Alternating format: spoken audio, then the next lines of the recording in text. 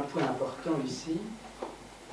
Nous avons souvent parlé de l'horizontalité, c'est-à-dire des choses, des objets, des choses senties, vécues, éprouvées horizontalement, qui pouvaient être verticalisées.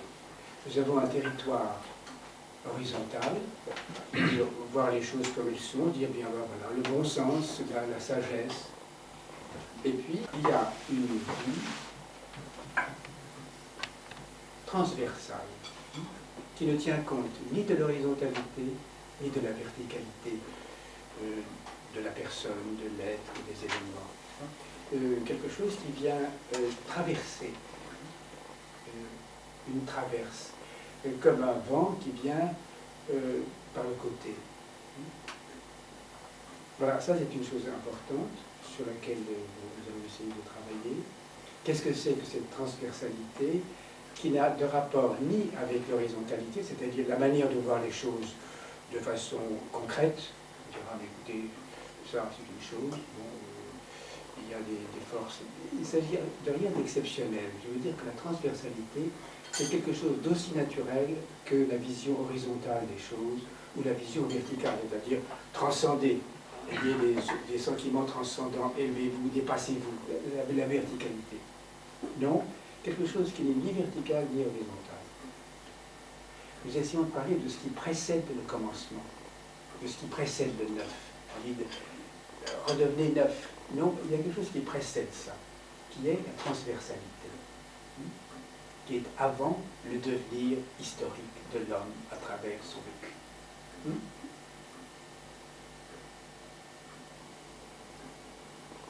Donc, la solution, la réponse n'est pas écoutez, connaissez-vous vous-même. Connaissez-vous vous-même, il faut bannir ça. On ne peut pas se connaître soi-même. Il y a des fonctionnements par lesquels quelque chose peut-être se passe et quelque chose passe.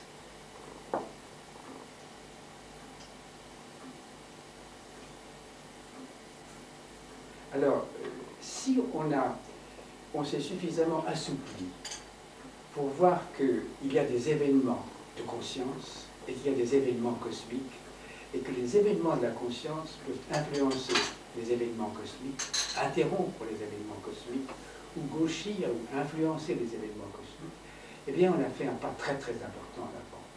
C'est-à-dire qu'on voit que l'acte, l'action, qu'elle soit interne, ou sociale, ou externe, par rapport aux autres, l'action, l'acte de l'homme, je crois, si on le comprend bien, est une interruption de l'histoire du cosmos, intervient. Elle fait irruption dans un déroulement historique. Donc l'homme tout-puissant, dans sa faiblesse, dans sa fluctuation, dans son côté éphémère, mais tout-puissant, dans, est-ce qu'on peut dire la marche de l'univers, dans la marche de l'homme à travers l'univers. C'est un peu le sens de la transversalité. Je ne crois pas qu'il y ait un objet ou un état qui précède un autre. Une chose prend naissance de la présence de la verticalité et de l'horizontalité. Oui, ça précède apparemment. Est-ce que les vagues précèdent quelque chose? Elles sont du fait qu'il y a la mer, du fait qu'il y a une horizontalité. Il y a une troisième force qui les traverse toutes.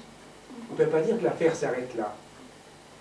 L'affaire, c'est, écoutez, de voir les choses comme elles sont et puis d'essayer de les transcender.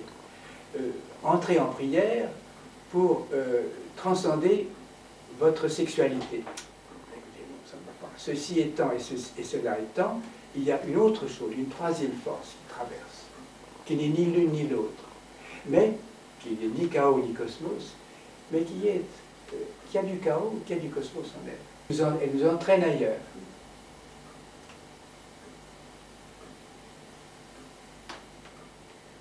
Et alors cette force, en revenant, redevient, lorsqu'elle s'abolit elle-même, elle redevient horizontale et verticale.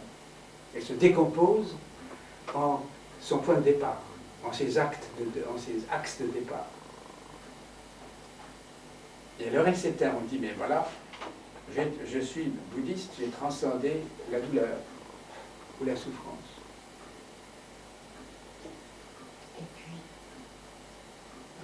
elle s'éteint dans le sens... Je crois qu'elle se réabsorbe Elle se réabsorbe dans une autre... dans son origine. Ou elle se réabsorbe, je crois, dans la verticalité. Elle meurt, elle disparaît, elle s'éteint. Elle n'a jamais été, finalement. Beaucoup de gens en restent à la verticalité, à l'horizontalité. Et ils ne connaissent jamais la transversalité.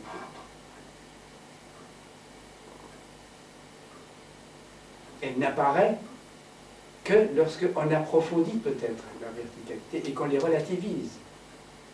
Elles deviennent relatives. Alors apparaît une troisième force,